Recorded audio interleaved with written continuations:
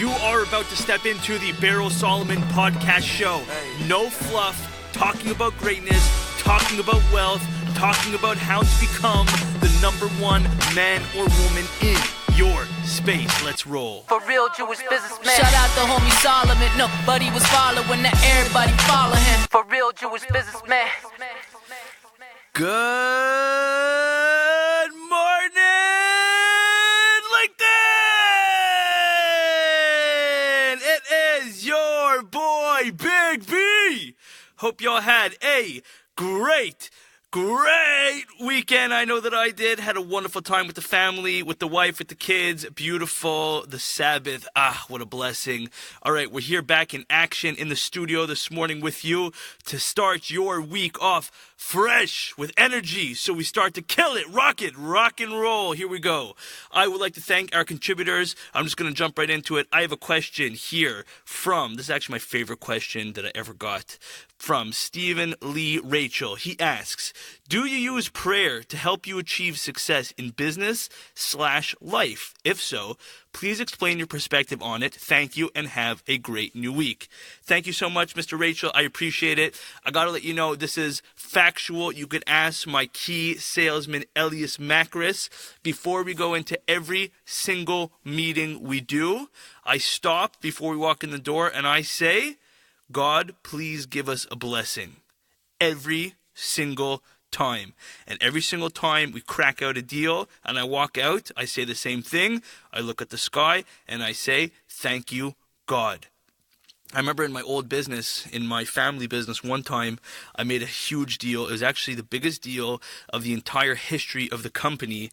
And after I got off the phone and I rang the bell, I said, thank God. And I remember the salesman sitting next to me, he says, I don't understand. Why do you always thank God? I don't get it. I said, because he's the one that gave me the deal. He said, yeah, but you did all the legwork. I said, yeah, but he gave me the legs. And that's straight up why I do what I do. Because at the end of the day, God gives all the blessings. You know, there's times when it gets tough. There's times when I'm hustling, and it just seems like nothing is happening, and I'm down on myself because I'm cranking and I'm not making any deals, and the bills are stacking up, and everything is stacking against my odds, and I can't figure out how I'm going to make it happen.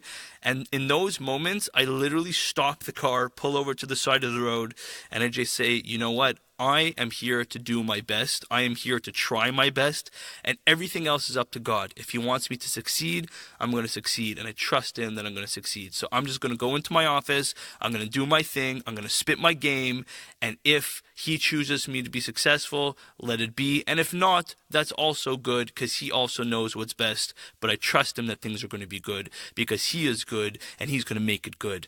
And every time that I've done that, ladies and gentlemen, every damn time it has happened that things have gone way better than I could have ever expected. You know, we're limited as human beings. We're limited creatures. I want you to picture something for one quick second, ladies and gentlemen, okay? Check this out. I want you to picture the world, how big it is, how great it is, how vast it is. You ever see an ocean? Wow, it's huge. Have you ever been on a plane and you're able to get a vantage point of the entire world, not from the perspective on the ground, how much bigger the world looks? Have you ever now seen the world from the satellites, from Hubble, and how big the world looks, the curvature of the earth? Now zoom out to the stars. How many stars, how far, how big the galaxy is. The world, the universe that God created is so big, is so vast. Now picture the size of your brain is about 8 inches in diameter. That little tiny brain that is inside of your skull, that little gray mushy thing, yes, ladies and gentlemen, cannot comprehend how big God is, how capable he is, and how big the world is. So when you put aside your own thoughts and your own preconceived notions, and you say, you know what, there's something bigger than me, there's something greater than me. When you put your hands in that, when you trust that, you see that he then takes you, and he with a capital H, he takes you above nature, he takes you above the world. And that's the rules, and that's the plane that I like to play on. So, Stephen Lee Rachel, I hope that answers your question. The answer is yes. I absolutely pray before every single meeting that I get into. And I pray after every meeting that I leave. Thank you very much for the question. All right, next. Kenny Mandel, what one single event in your life that you have a memory of made you the person you are today or helped you to be the one you are today? The biggest monumental moment in my life that I can remember that shaped me, that actually goes along with the theme of the previous question, is when I was 19 years old, 20 years old actually, some of you might know this, I was actually making a reality show about myself, about a company that I owned called More to Life Entertainment. What we did was we brought celebrities into Montreal. The most notable celebrity that we ever brought was Drake. I was the first white boy to bring Drake to Montreal, to bring him as a promoter. I paid $4,000. He came, my brother came on a Greyhound bus. All right, now it costs $300,000 to sneeze at your cousin's bar mitzvah, but I got him for $4,000, brought him to Montreal, bam, and I filmed the whole thing, and I filmed any time we were with celebrities, I filmed it, and I made a reality show called More to Life, and I aired it on at a nightclub one night with hundreds and hundreds and hundreds of people in attendance. I was going to bring it to MTV, to VH1, to Much Music. I was going to bring it to all the networks, and it was actually really, really cool. But when it aired that night and I saw myself on the screen, all that episode and all that show stood for was drugs, sex, and rock and roll. And when I saw myself on that screen, I said to myself, there's no way that I'm going to live the rest of my life trying to be like that guy on the screen.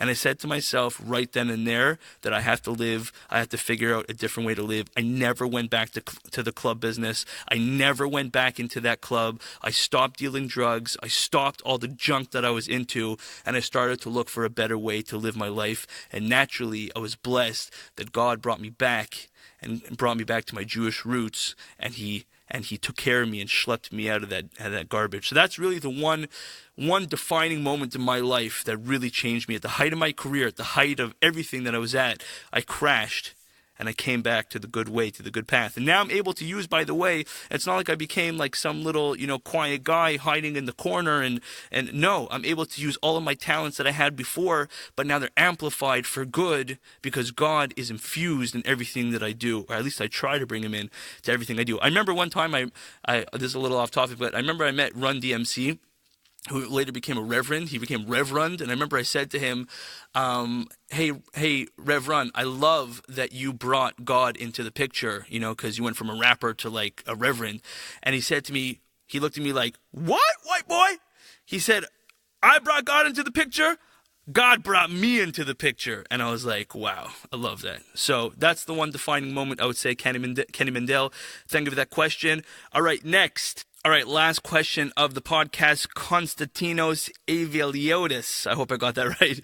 How can you leverage one of the highest growing social platforms, i.e. LinkedIn, to get your marketing message omnipresent in your following base? Obviously, videos will consist of the majority of online content, but we need a strategy filled with consistency and a model that entrepreneurs and executives can implement in their social media strategies. So in plain English, what strategies can people implement on LinkedIn to get omnipresence? It's very clear. I shout this from the rooftops, ladies and gentlemen.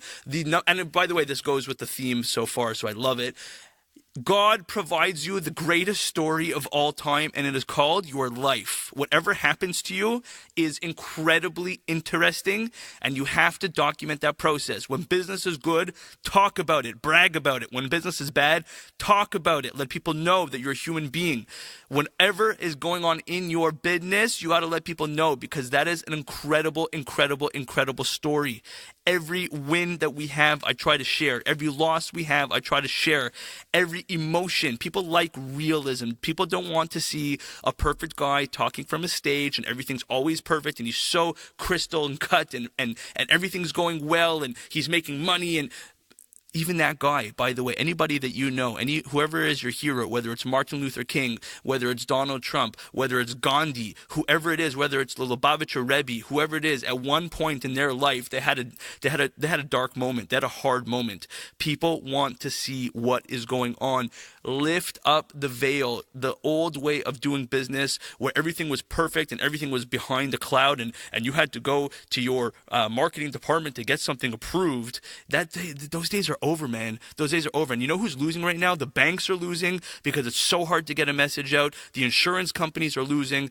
It's so hard to get their message out. Anyways, guys, thank you for your time. I love you. I got to go because we only have 10 minutes here. Much love. Have a great week. See you next week.